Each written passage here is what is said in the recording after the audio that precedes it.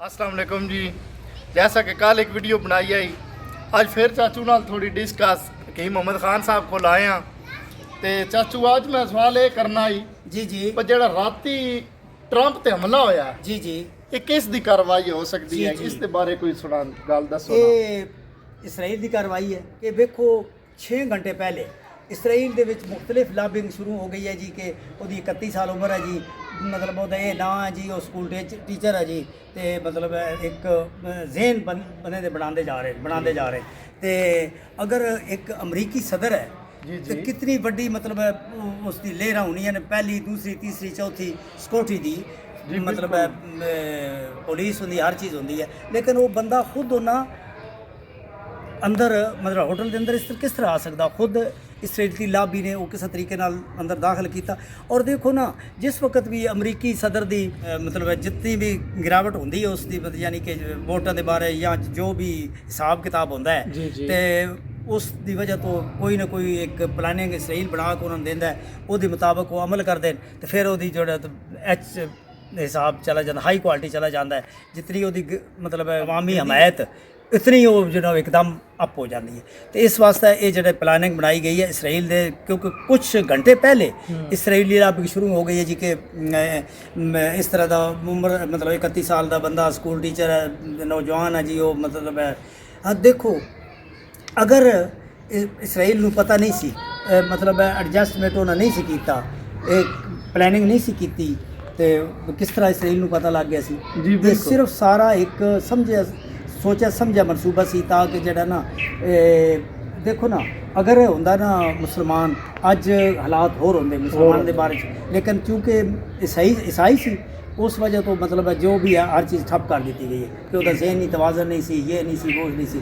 ਬਹਰਹਾਲ ਅੱਲਾਹ ਤਾਲਾ ਖੈਰ ਕਰੇ, ਇਨਸ਼ਾਅੱਲਾ ਖੈਰ ਹੋਸੀ ਤੇ ਮੁਸਲਮਾਨਾਂ ਦੇ ਬਾਰੇ ਜੋ ਵੀ ਮਨਸੂਬਾ ਬਣਾਉਣਗੇ ਅੱਲਾਹ ਤਾਲਾ ਉਹਨਾਂ ਨੂੰ ਆਪਣੀ ਪਾਏਗਾ ਔਰ ਇਨਸ਼ਾਅੱਲਾ ਮੁਸਲਮਾਨ ਕਾਮਯਾਬ ਹੋ। मेरा ज़हन ये आखदा भाई ईरान विखाया है कि मैं कुछ भी कर सकता, भावें जितनी तू ट्रंप पावर रहा रहे। नहीं, वो असल मसला ये है कि जब जितने अरसे तो उन्होंने पाबंदियाँ लगी हैं ना, तो वो मतलब अपना एक निज़ाम स्ट्रांग कर रहे सन ताकि किसी वक्त, क्योंकि एयर तो मतलब हवाई इतनी ताकत नहीं सी, लेकिन चूँकि मिज़ाइलों का मसला जरा उन्होंने इतना टफ रखा है कि ताकि जहाज़ों की जी एयर स्ट्राइक की बजाय मिज़ाइलों की बारिश की जाए इसराइल तै और अमरीका की मतलब मुख्तलिफ जगह तक जिते जिते मतलब रैश सन। और वो उन्होंने एक तैयारी स्ट्रांग तैयारी होने की वजह तो दंदान खट्टे कर देते हैं अमरीका के और इसराइल के। इस वास्ते ये जी प्लानिंग अमरीका ने अपना इसराइल ने बनाई है ना, ताकि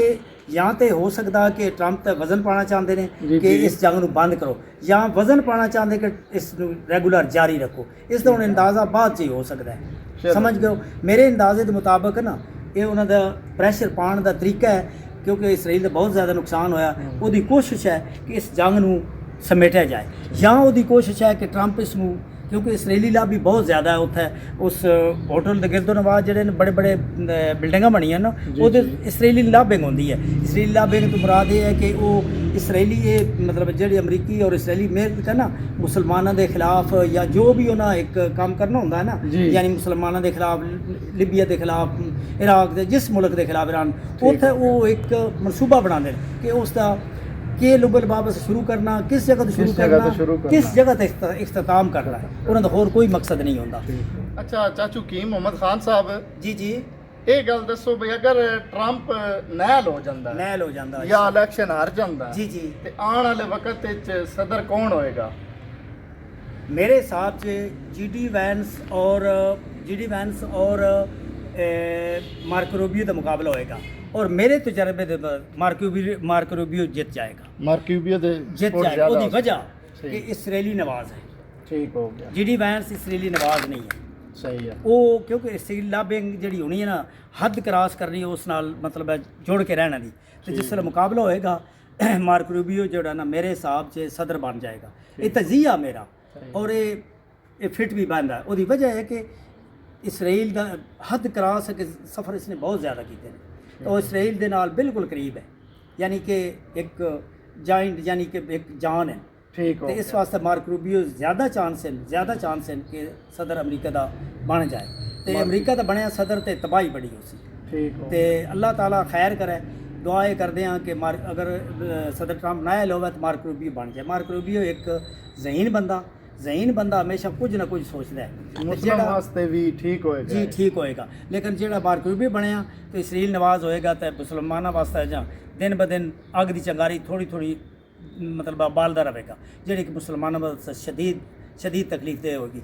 ਲੇਕਿਨ ਜਿਹੜਾ GD ਵੈਂਸ ਹੈ ਇਹ ਜਦੋਂ ਬਣ ਗਿਆ ਤੇ ਇਹ ਸਦਰ ਬਣਿਆ ਤਾਂ ਮੁਸਲਮਾਨਾਂ ਵਾਸਤੇ ਤਕਰੀਬਨ बेहतरी हो सी, मतलब है कि मुसलमानों वास्ते आने वाला वक्त जरा मैन बेहतर जी नजर ठीक आता हो गया जी। जैसा कि कल वीडियो पाई सी, आज कोई होर थोड़े जे ख्यालात ज़ाहिर कीते तुहाडे नाल शेयर कीते।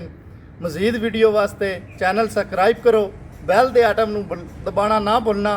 ते बाकी मिलते हैं फिर अगली वीडियो विच। अल्लाह हाफिज़। अल्लाह वारे।